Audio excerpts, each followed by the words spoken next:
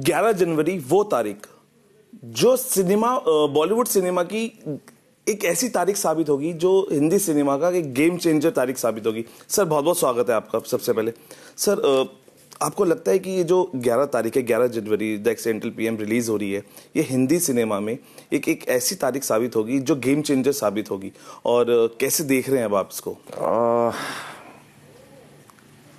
आपने काफ़ी एक स्ट्रॉन्ग स्टेटमेंट दिया है जी, जो कि काफ़ी हद तक सही भी है जी, क्योंकि देखा जाए तो जहाँ तक पॉलिटिक्स की बात है जी, फैक्ट तो ये है कि आज की तारीख में हमारे देश में मैं या आप या कोई भी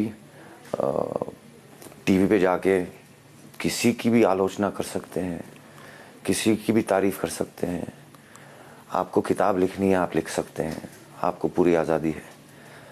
आपको अखबार में आर्टिकल छापना, आप छाप सकते हैं। आप कोई कुछ भी कर सकता है, किसी के बारे में आप बोल सकते हैं, आपको पूरी आज़ादी है। पर जहाँ तक फिल्म होती है, आपको आज़ादी नहीं है, और ये बदलना चाहिए मेरे हिसाब से। जी। शायद एक्सीडेंटल के बाद चीज़ें बदल जाएंगी। तो आप सही कह रहे हैं, अगर अच्छा खासा रिलीज होती है पिक्चर की तो चीज़ें बदलेगी। सर गांधी माय फादर के बाद ये आपकी सेकंड पॉलिटिकल फिल्म है, और कितना मुश्किल होता है किसी और के किरदार को पर्दे पे उसको निभाना। देखो, मेरे लिए मेरा काम इस पिक्चर में काफ़ी आसान था क्योंकि मेरे डायरेक्टर चाहते ही नहीं थे कि मैं संजय बारू की तरह बात करूं या उनके स्टाइल पकड़ूं। उन्होंने कहा नहीं, बाकी जितने भी कैरेक्टर्स हैं वो बहुत रियल लगने चाहिए क्योंकि रियल कैरेक्टर है। संजय बारू जो है ये एक ही कैरेक्टर है मेरे पास जिसके साथ मैं थोड़ा खेल सकता हूँ, लुक के हिसाब से, बात करने के तरीके से। और उनका एक बहुत क्या बोलते हैं, एक बहुत स्पेसिफिक विजन था इस किरदार के लिए। और उन्होंने मुझसे शुरू से कहा कि तू कुछ दिमाग लगा कर मत आना, मैंने ऑलरेडी बना लिया ये किरदार, मैं समझाऊंगा, तू वही कर। और मैंने वही किया। जब ट्रेलर रिलीज हुआ और बहुत सारी कंट्रोवर्सीज पीछे पड़ी और पड़ रही हैं और लगातार कंट्रोवर्सीज झेलनी पड़ रही हैं, कैसा लगता है? बिकॉज एक मेहनत से जो एक प्रोडक्ट बन के आता है और उसके बाद ये बहुत स्वाभाविक है। ये बेसिकली राजनीति के ऊपर पिक्चर है, और ऐसी पिक्चरें नहीं बनी है आज तक। तो जब भी कोई एक नई चीज आती है, थोड़ा बहुत तो अलग अलग रिएक्शंस होने भी चाहिए, और हो रहे हैं। और ये अच्छा है, इसमें कोई बुरा नहीं है, अच्छा है, होना चाहिए। बहुत सारी मूवीज ऐसी बनी मोदी सरकार के उसमें पीरियड में जिसको ट्रोल किया गया, जिसमें इंदू सरकार भी एक मूवी थी।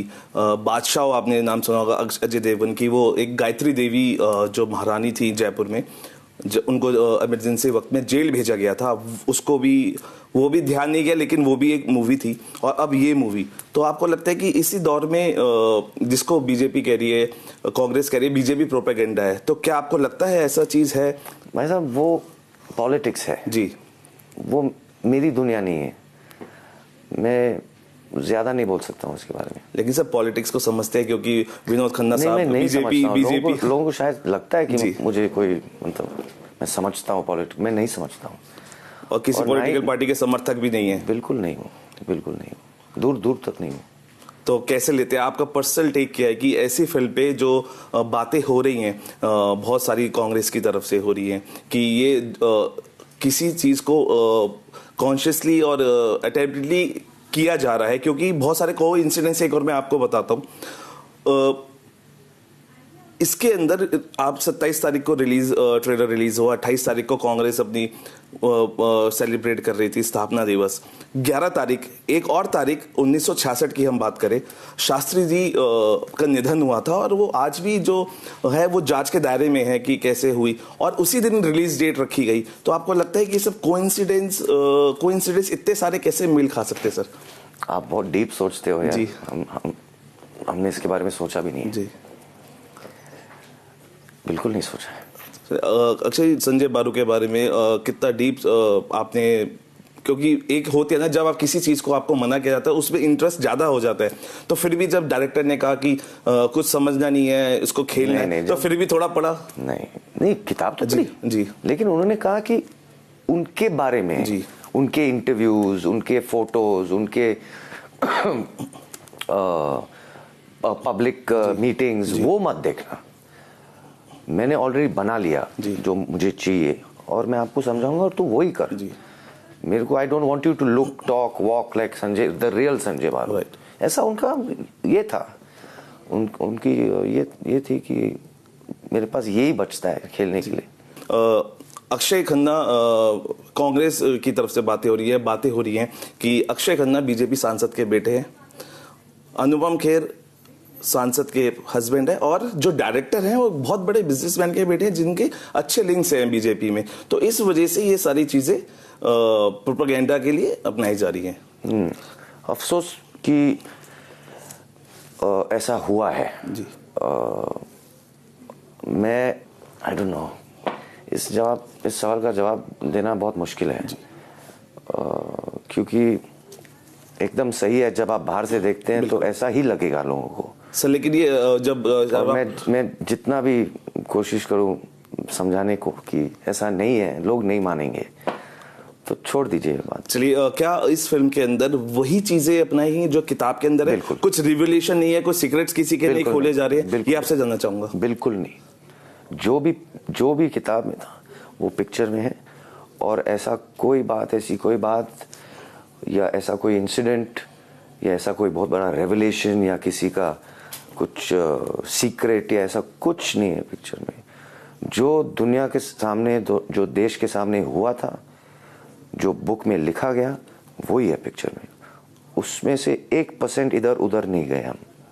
सर, मैं आपसे जो आपने इस फिल्म को किया, जो फर्स्ट टेक था आपका, वो क्या माइंड में आया? क्योंकि जब 2014 के अंदर इस बुक को लॉन्च किया गया था तो नाराजगी भी जताई गई थी, तो आपको पता था कि जब ये मूवी बनेगी तो नाराजगी का भी सामना करना पड़ेगा, कंट्रोवर्सीज का सामना करना पड़ेगा, जहन में था कुछ? देखिए, सबसे इम्पोर्टेंट चीज ये है कि जब किताब रिलीज हुई 2014 में जी, तब थोड़ा बहुत कंट्रोवर्सी हुई थी और प्राइम मिनिस्टर के ऑफिस से भी एक स्टेटमेंट इशू हुआ था, लेकिन किसी ने संजय बारू को लीगल नोटिस नहीं भेजा, किसी ने उसको कोर्ट केस में फंसाया नहीं। तो ये भी बहुत बड़ी बात है ना जी। जब एक आदमी एक पूरी किताब लिखता है एक सब्जेक्ट पे, एक टाइम पे, और कोई उसको कॉन्ट्रडिक्ट नहीं करता है, कोई उसको लीगल नोटिस नहीं भेजता है, बहुत बड़ी बात है। बिल्कुल। और इस पे फोकस होना चाहिए, बिल्कुल, जो कि नहीं हो रहा है। आपकी फिल्म रिलीज के लिए है और अभी 3 सीटों पे कांग्रेस जीती है, और ऐसी खबरें भी आई थी कि रिलीज नहीं होने देंगे। 3 सीटों पे जो काबिज हुए, एमपी की बात करें, जयपुर की बात करें और छत्तीसगढ़ की करें, ये स्टेटमेंट भी आया था कमलनाथ जी की तरफ से।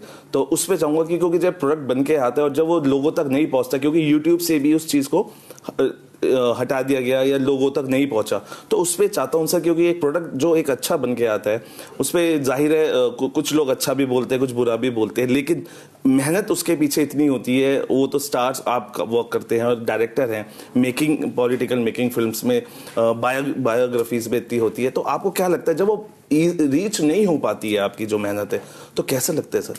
बहुत बुरा लगेगा अगर ऐसा होगा तो। पर अभी हमने एक पिक्चर बनाई है जी, जो एक किताब पे आधारित है, और अभी ये फिल्म अभी थोड़ा पॉलिटिकल हो गया जी। तो अभी पॉलिटिक्स क्या अलाउ करेगी क्या नहीं करेगी वो हमको आगे देखने को मिले। तो सर, आपकी बातों से लग रहा है कि जब 11 तारीख को रिलीज होगी तो गिले शिकवे हैं जितने भी अभी चल रहे हैं वो सब मिट जाएंगे और एक बहुत अच्छी जो कहानी है वो दर्शकों के सामने आएगी। कल क्या होगा मुझे मालूम नहीं। तो सर, क्या कहना चाहेंगे जाते जाते, बिकॉज बहुत वक्त बाद आप मिले, बहुत अच्छे किरदार में, तो क्या कहना चाहेंगे ऑडियंस को? कुछ बोलना नहीं चाहता हूँ, लेकिन जरूर इतना तो अपनी फिल्म के बारे में बोलूंगा कि ये ऐसी पिक्चर आपने आज तक तो नहीं देखी है, और आपको बहुत मजा आएगा पिक्चर देख के, क्योंकि अलग दुनिया है ना। ये दुनिया इंडियन ऑडियंसेस ने नहीं देखी है, और ये विवाद तो चलता रहेगा कि ऐसी पिक्चरें बननी चाहिए नहीं बननी चाहिए हमारे देश में, और अगर बनती भी है तो क्या हमको आज़ादी होनी चाहिए इसको देखने के लिए या नहीं होनी चाहिए आज़ादी, ये डिबेट चलने दो। तो 11 तारीख को जाइए सिनेमाघरों में और इस कहानी को देखिए, जो कहानी एक जीवन किरदार के ऊपर और जिसके पीछे इतनी मेहनत छिपी है डायरेक्टर विजय की, जो काफी लोगों को पसंद आएगी।